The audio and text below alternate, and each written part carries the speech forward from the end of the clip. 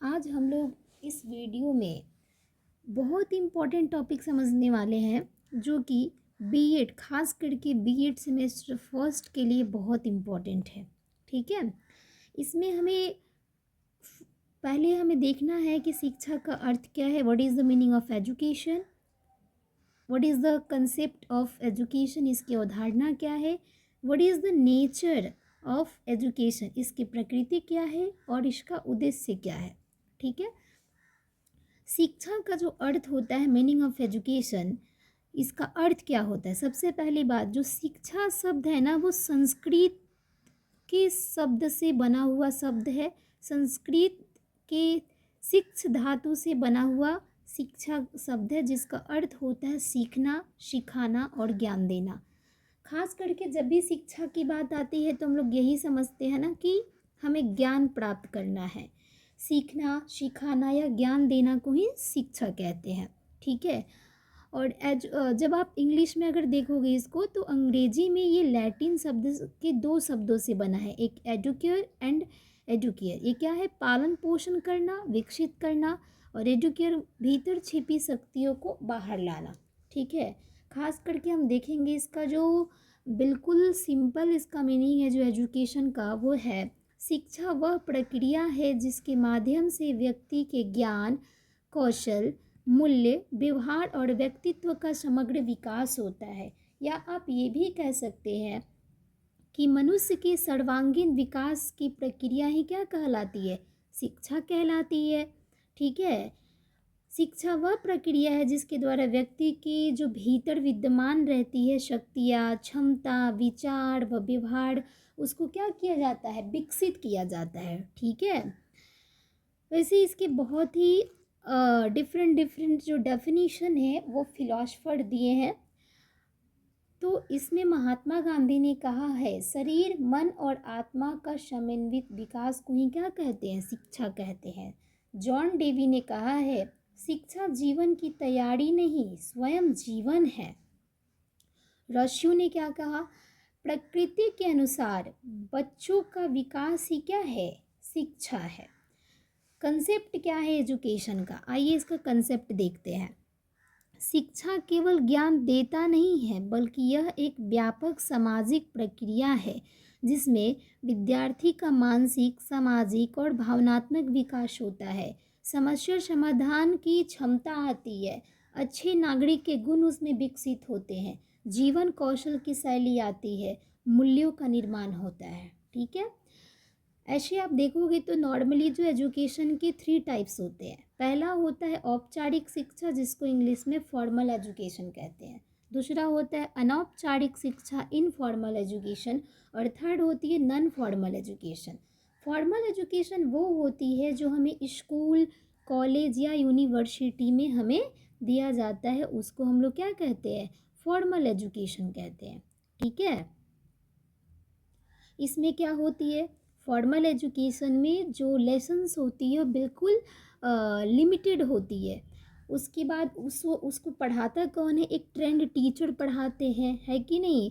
एक नियमबद्ध होती है, जैसे कि इसमें क्या होता है, नियमित प्रशिक्षण एवं मूल्यांकन भी होता है। हमेशा आपका टेस्ट होता रहेगा, एवेल्युएशन होती रहेगी इसमें, है कि नहीं। इसका जो कैरिकुलम होता है बिल्कुल फिक्स होता है। और इसका जो सोर्स और एजेंसी क्या है, कहाँ से हमें फॉर्मल एजुकेशन अचीव होती है, वो होती है हमें स्कूल, कॉलेज या फिर यूनिवर्सिटी से हमें मिलती है। ठीक है, फॉर्मल एजुकेशन जो है उसका हमारे लाइफ में रोल क्या है, उसका रोल है कि वैज्ञानिक और व्यवस्थित ज्ञान प्रदान करना, अनुशासन और नैतिक मूल्यों का विकास करना और सामाजिक जीवन के लिए तैयार करना, ये फॉर्मल एजुकेशन का वर्क है। इनफॉर्मल एजुकेशन ये हमें कहाँ से मिलता है, इनफॉर्मल एजुकेशन ये हमें परिवार से मिलता है, समाज से मिलता है, अपने पड़ोस से मिलता है कि नहीं।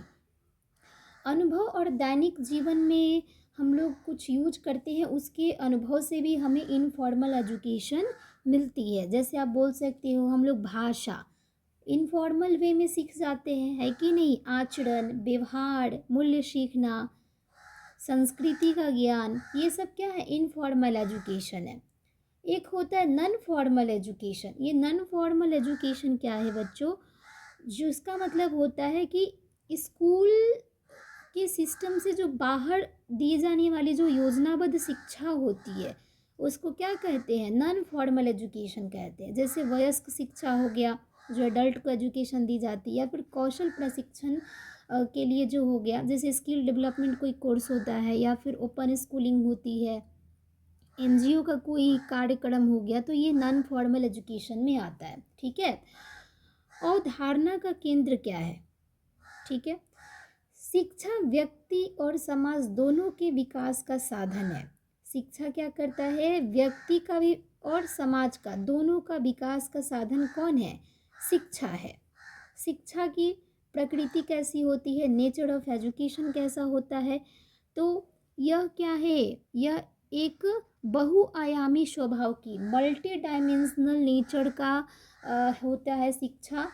और इसकी मेन जो इसका जो क्वालिटी है, विशेषताएं हैं, शिक्षा एक सतत प्रक्रिया है। इसका मतलब ये है कि वॉर्म टू, मतलब आप बोल सकते हो कि यह जन्म से लेकर के मृत्यु तक चलने वाली प्रक्रिया है, जिसको बोलते हैं कि माँ के गर्भ से लेकर के, और ये जब तक हम मर नहीं जाते हैं तब तक हम शिक्षा को ग्रहण करते रहते हैं। इसी का मतलब होता है शिक्षा एक सतत प्रक्रिया है। शिक्षा सामाजिक प्रक्रिया है, व्यक्ति समाज में रहकर सीखता है। जैसे भाषा, मूल्य, संस्कृति, व्यवहार, ये हम समाज में रहकर सीखते हैं। जैसे जो मेरा समाज में जो भाषा यूज करी जाती है, वो मेन जो भाषा है वो हो गया भोजपुरी, हो गया हिंदी, हो गया, तो वो हम लोगों को ये समाज ने दिया है, और समाज में रह कर के हमने इस चीज़ को सीख गया है। ठीक है। शिक्षा विकासात्मक प्रक्रिया है, यह शारीरिक, मानसिक, बौद्धिक, नैतिक, भावनात्मक विकास करती है। शिक्षा द्विपक्षीय प्रक्रिया है, इसमें शिक्षक और विद्यार्थी दोनों एक्टिव होते हैं। ये एडम्स का सिद्धांत है। शिक्षा उद्देश्यपूर्ण होती है, हर शिक्षा का एक लक्ष्य होता है, जैसे ज्ञान, कौशल, मूल्य, चरित्र निर्माण। हम कभी भी शिक्षा अगर ले रहे होते हैं तो उसके पीछे मेरा कोई ना कोई उद्देश्य होता है। अभी हम इस चीज़ को क्यों पढ़ रहे हैं, ताकि मेरा ये हमें बीएड का जो एग्ज़ाम होगा उसमें ये हमारा जो एजुकेशन है जो अभी हम गेन कर रहे हैं वो हेल्प करेगा। चाहे मेरा सीटेट एग्ज़ाम हो गया, फिर टेट एग्ज़ाम हो गया, उसमें ये टॉपिक हमें बहुत ही हमारा हेल्पफुल होगा हमारे सिलेबस को लेकर के। शिक्षा अनुकूलन प्रक्रिया है, वह व्यक्ति को समय, समाज, वातावरण के अनुसार बदलना सिखाती है। शिक्षा मानवीय मूल्यों पर आधारित होती है, जिसमें सहिष्णुता, अनुशासन, सहयोग और सदाचार इत्यादि आते हैं। शिक्षा परिवर्तनकारी है, यह व्यक्ति के व्यवहार और सोच में सकारात्मक परिवर्तन लेके आती है।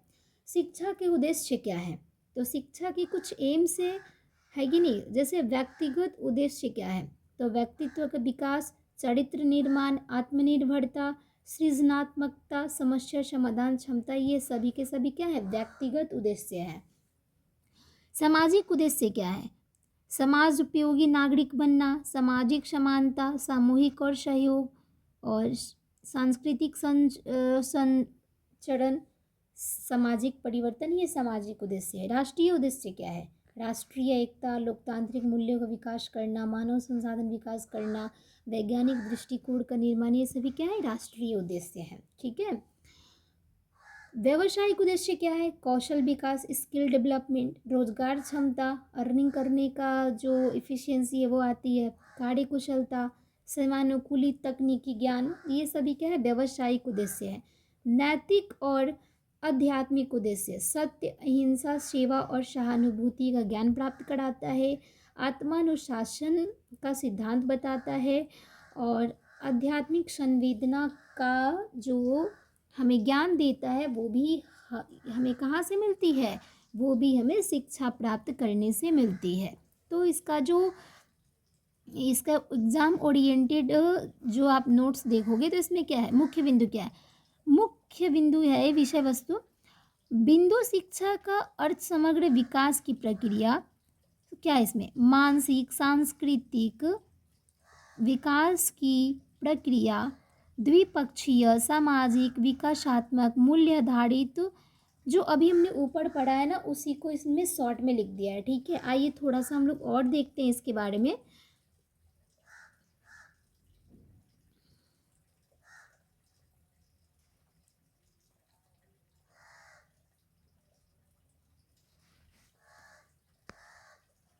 शिक्षा में विभिन्न एजेंसियां होती है। शिक्षा में विभिन्न एजेंसियां की भूमिका होती है।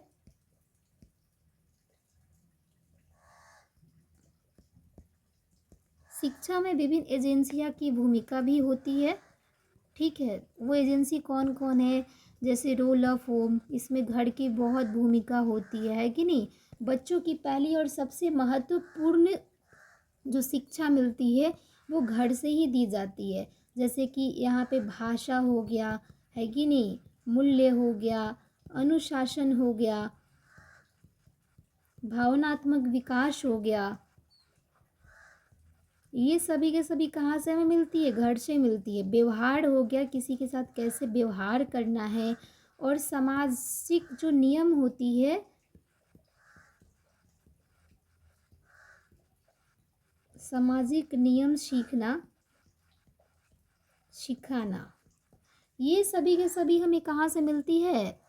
ये हमें अपने घर से मिलती है। रोल ऑफ होम है, शिक्षा की विभिन्न एजेंसियां में आती है हमारा घर, होम, जिसमें हमें भाषा, मूल्य, अनुशासन, भावनात्मक विकास, व्यवहार और सामाजिक नियम भी सिखाया जाता है। सेकंड हमारा जो एजेंसी है एजुकेशन का वो है हमारा रोल ऑफ स्कूल।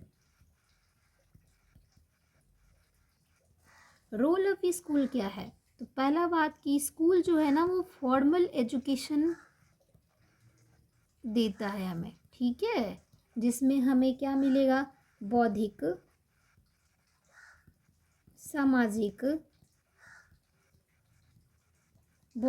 सामाजिक,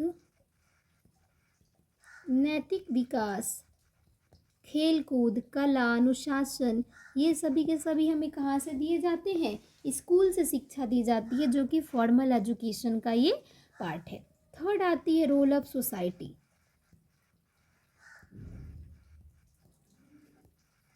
रोल ऑफ सोसाइटी, सोसाइटी का क्या रोल है? तो इसमें हम लोग सामाजिक मान्यताओं और परंपराओं को सीखते हैं। हम अपने सोसाइटी से सामाजिक मान्यताओं और परंपराओं और संस्कृति का संचरण कहाँ से हम लोग सीखते हैं? अपने सोसाइटी से सीखते हैं, ठीक है। चौथा जो हमारा एजेंसी है वो है मास मीडिया। मास मीडिया का मतलब हुआ बच्चों कि आजकल जैसे टीवी हो गया, है नहीं, रेडियो हो गया, न्यूज़पेपर हो गया, इंटरनेट हो गया, ये सभी के सभी क्या है? त्वरित सूचना का स्रोत है। शिक्षा, समाचार, विज्ञान, संस्कृति का प्रसार, सामाजिक मुद्दों पर अवेयरनेस जो होती है, इन सभी के माध्यम से हमें मिलती है, जो कि मास मीडिया के अंतर्गत आती है, ठीक है। और फिफ्थ और लास्ट है हमारा जो एजुकेशन की एजेंसी है वो है हमारा सोशल मीडिया। बहुत इम्पोर्टेंट है अभी के टाइम में सोशल मीडिया। सोशल मीडिया की भूमिका क्या है? जैसे फेसबुक हो गया, है कि नहीं, यूट्यूब हो गया, व्हाट्सएप हो गया, इंस्टाग्राम हो गया, ये सीखने के अभी क्या है? नए प्लेटफॉर्म है, जिससे डिजिटल साक्षरता का विकास होता है और विश्व स्तर पर विचारों का आदान प्रदान किया जाता है। हम लोग ऑनलाइन शिक्षा वगैरह इससे लेते हैं। तो ये हमारे सोशल मीडिया जो कि फिफ्थ हमारी एजुकेशन की एजेंसी थी, ठीक है।